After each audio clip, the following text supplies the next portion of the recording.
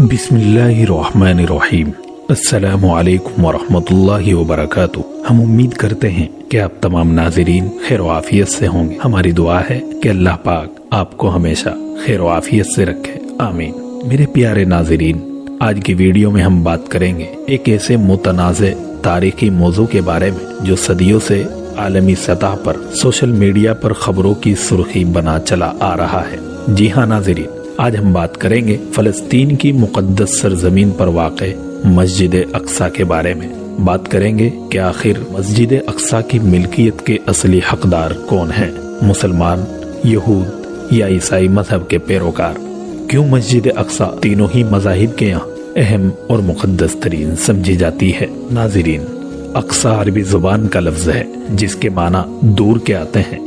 عالم اسلام کا بچہ اس نام اور اس کی عظمت و شان سے خوب واقف ہے۔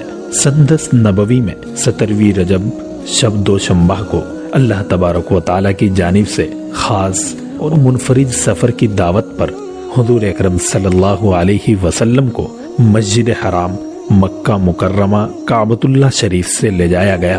اس سفر کی پہلی منزل مسجد اقصی رہی، پھر 7 آسمان کی سیر، عالم برزخ کا مشاہدہ، عالم حشرک کے سما کا نظارہ کراتے ہوئے خالق کائنات سے بلا فصل ملاقات کا شرف حاصل ہوا۔ حضرت عمر رضی اللہ تعالی عنہ سن 14 ہجری مطابق 636 عیسوی میں اپنے دور خلافت میں فتح کے بعد یہاں تشریف لائے اور حضور اکرم صلی اللہ علیہ وسلم کے سفر معراج کی منزل تلاش کی اور اپنے مبارک ہاتھوں سے اس جگہ کو صاف کیا اور وہاں مسجد کی تعمیر کا حکم دیا اور وہاں حضرت بلال رضی اللہ تعالی عنہ کو اذان کا حکم دیا۔ پھر حضرت عمر رضی اللہ تعالی عنہ نے نماز پڑھائی۔ ناظرین، روئے زمین پر مسجد حرام خانہ کعبہ کے بعد یہ دوسری قدیم ترین مسجد ہے جہاں آج بھی الحمدللہ 5 وقتہ نماز باجماعت کے علاوہ جمعہ، عیدین اور تراویح، تہجد، اعتکاف اور درس و تدریس کا اہتمام ہے، اور مسجد نبوی کے بعد تیسرا مقدس ترین مقام ہے۔ فلسطین کی پاک سرزمین انبیاء کرام رضوان اللہ تعالی علیہم اجمعین کا مسکن رہا ہے، اسی وجہ سے اسے سرزمین انبیاء بھی کہا جاتا ہے۔ اس کے چپے چپے پر انبیاء کرام رضوان اللہ تعالی علیہم اجمعین کے نشانات موجود ہے۔ گزشتہ قوموں کے آثار یہاں جا بجا بکھرے ہوئے ہیں۔ اس خطے کے کھنڈرات، یہاں کی اجڑی ہوئی بستیاں، وادیاں، پہاڑ اور دریا، غرض ہر شے اپنے دامن میں ایک مکمل تاریخ چھپائے ہوئے ہے۔ اس ارض مقدس کا مشہور اور قدیم شہر بیت المقدس ہے، اس کو القدس بھی کہتے ہیں۔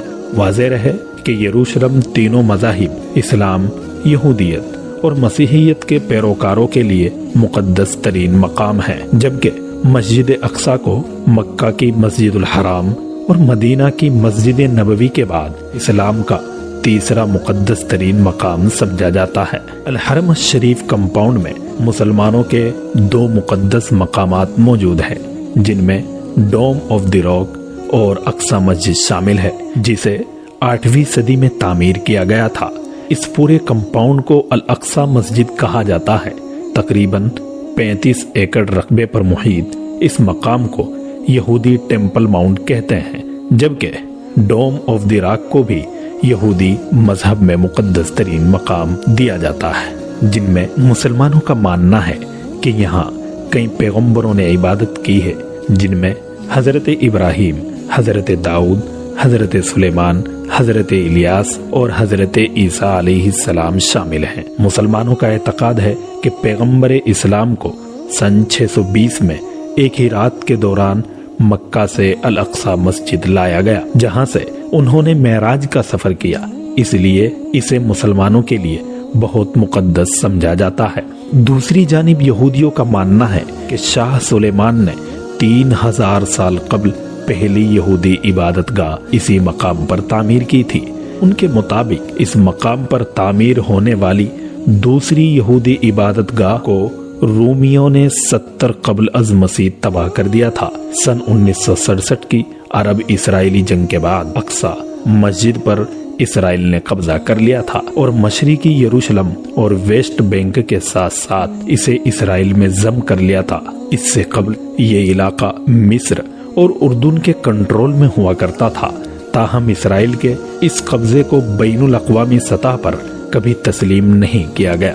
لیکن ایک معاہدے کے مطابق غیر مسلم افراد بھی اس مقام پر آ سکتے ہیں، لیکن مسجد کے احاطے میں صرف مسلمانوں کو عبادت کی اجازت ہے۔ اسرائیل کے مذہبی پیشواؤں نے یہودیوں پر ٹیمپل ماؤنٹ میں داخل کی پابندی عائد کر رکھی ہے، کیونکہ یہودیوں کے عقائد کے مطابق یہ جگہ اتنی مقدس ہے کہ لوگوں کو یہاں داخل نہیں ہونا چاہیے۔ اسرائیلی حکومت کے قواعد کے تحت مسیحی اور یہودی اس مقام کا دورہ بطور سیاح کر سکتے ہیں، اور وہ بھی ہفتے میں صرف 5 دن کے دوران 4 گھنٹوں کے لیے۔ عیسائیوں کے عقیدے کے مطابق عیسیٰ علیہ السلام کو یہاں صلیب پر چڑھایا گیا تھا۔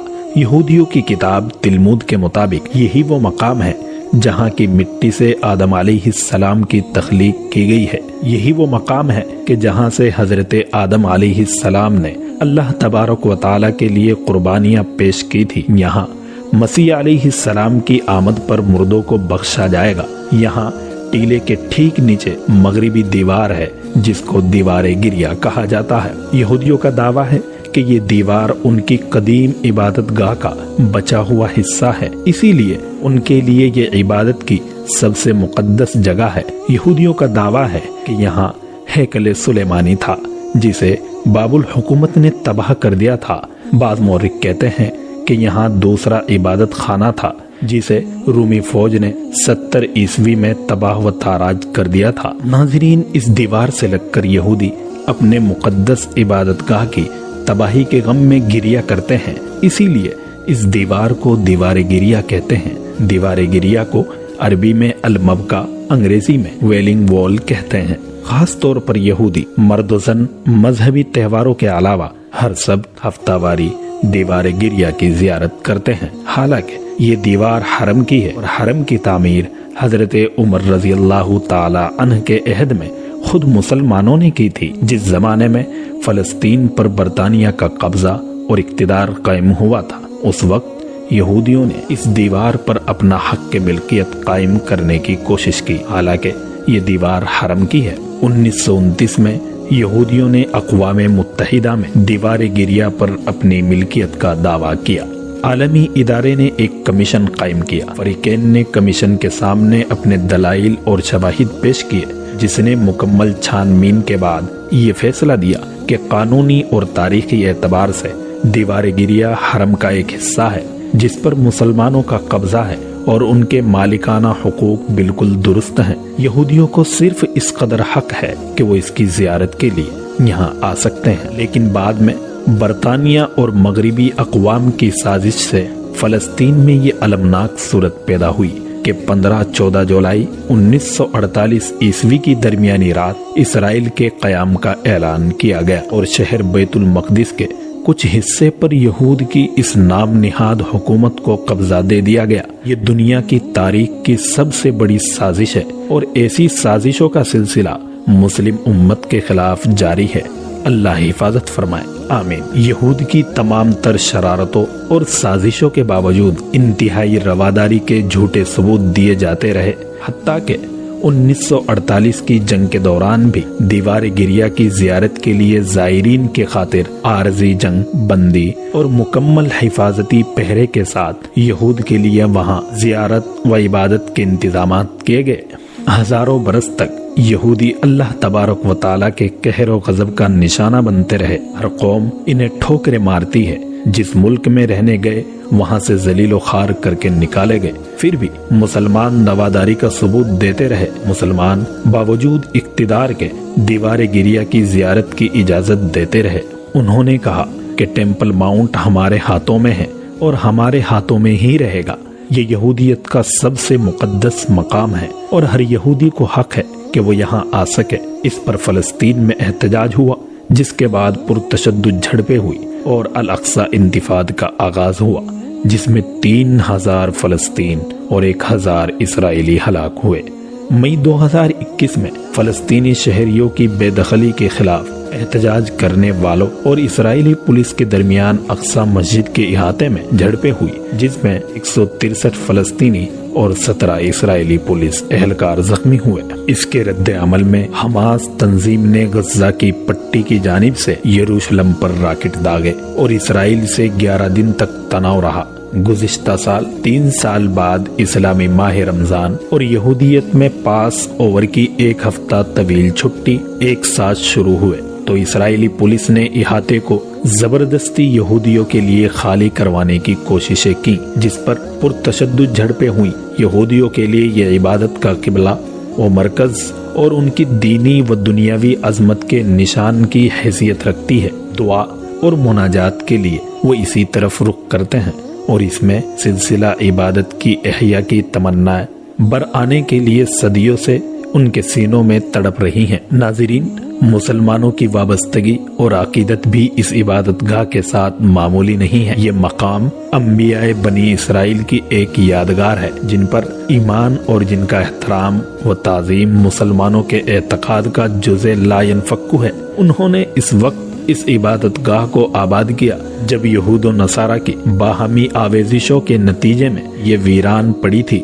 ان کا یہ عمل تمام مذہبی، عقلی اور اخلاقی معیارات کے مطابق ایک نہایت اعلیٰ روحانی اور مبارک عمل ہے، جس پر وہ جتنا بھی فخر کرے کم ہے۔ فریقین کے تعلق اور وابستگی کے دعوے کو درست مان لینے کے بعد اب سوال یہ ہے کہ اس پر تولیت کا حق کس فریق کو ملنا چاہیے اور فریقین میں سے کس کے حق کو کس بنیاد پر ترجیح دی جائے۔ جہاں تک قانونی پہلو کا تعلق ہے، اس میں شبہ نہیں کہ مسلمانوں کے دعوی تولیت کو ایک عملی وجہ ترجیح حاصل ہے۔ انہوں نے یہ عبادت گاہ نہ یہودیوں سے چھینی تھی اور نہ ان کی پہلے سے موجودہ سی عبادت گاہ کو ڈھا کر اس پر اپنی عبادت گاہ تعمیر کی تھی، نیز وہ بحالت موجودہ اس کی تولیت کے ذمہ دار ہے، اور یہ ذمہ داری گزشتہ 13 صدیوں سے صلیبی دور کے انتشار کے ساتھ انجام دیتے چلے آ رہے ہیں۔ یہی وجہ ہے کہ بین الاقوامی سطح پر بھی اس کی تولیت کا حقدار مسلمانوں ہی کو تسلیم کیا گیا ہے۔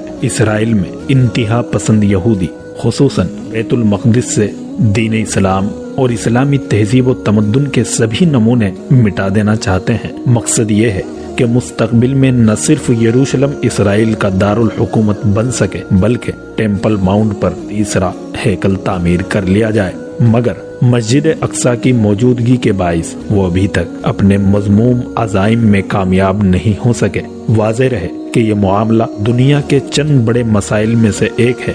اگر انتہا پسندوں نے خصوصاً مسجد اقصی کو شہید کرنا چاہا تو عالمی جنگ ناگزیر ہو جائے گی۔ ہیکل سلیمانی کے 2 مشہور و معروف برادریوں کا تذکر قرآن مجید میں بھی کیا گیا ہے۔ قرآن میں اللہ پاک فرماتا ہے، ہم نے تورات میں بنی اسرائیل سے صاف کہہ دیا تھا کہ تم 2 مرتبہ زمین میں فساد مچاؤ گے اور بڑی سرکشی پر اتر آؤ گے، پس جب ان میں سے پہلا موقع آیا تو ہم نے تم پر اپنے نہایت سخت گیر اور طاقتور بندوں کو مسلط کر دیا جو تمہارے گھروں کے اندر گھس آئے، اور یہ وعدہ پورا ہو کر رہنا تھا۔ پھر ہم نے ان کے خلاف تمہیں بالادستی کا موقع دیا اور مال و اولاد سے تمہاری مدد کی اور تمہیں خوب جتھے والا بنا دیا۔ اگر تم نے بھلائی کا رویہ اختیار کیا تو اپنے ہی فائدے کے لیے، اور اگر بد چلن ہو گئے تو اپنا ہی نقصان کیا۔ پھر جب دوسرا موقع آیا تو اسی طرح دشمنوں کو تم پر مسلط کیا جو تم پر چڑھائے تاکہ تمہارے چہروں کو بگاڑ کر رکھ دے، اور اسی طرح مسجد میں گھس جائے جس طرح پہلی مرتبہ گھسے تھے،